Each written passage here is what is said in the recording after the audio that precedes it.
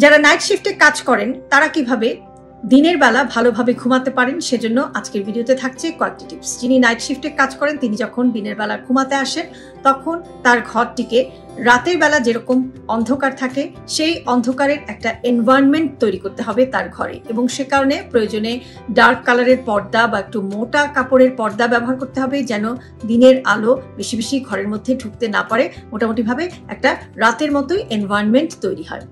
প্রয়োজনে বাইরের এক্সট্রা শব্দগুলোকে দূর করার জন্য নয়েজ রিডিউসিং মেশিনও কিন্তু ব্যবহার করা যেতে পারে।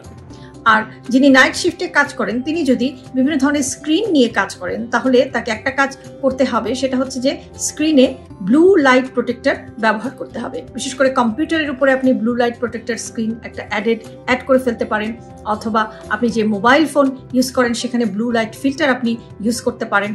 এবং আরেকটা জিনিস করতে হবে, সেটা হচ্ছে যে যিনি নাইট শিফটে কাজ করেন তিনি দিনের বেলা যে টাইমে ঘুমাতে যান সেই টাইমে ঘুমাতে যাওয়ার অন্তত 6 ঘন্টা আগে থেকেই সব ধরনের ক্যাফেইন রিলেটেড পানীয় থেকে তাকে দূরে থাকতে হবে, যেটা কিন্তু তার ভালো ঘুম আসতে সাহায্য করবে। মনে রাখবেন যে এটা কোনো অ্যাবনর্মাল পরিস্থিতি না।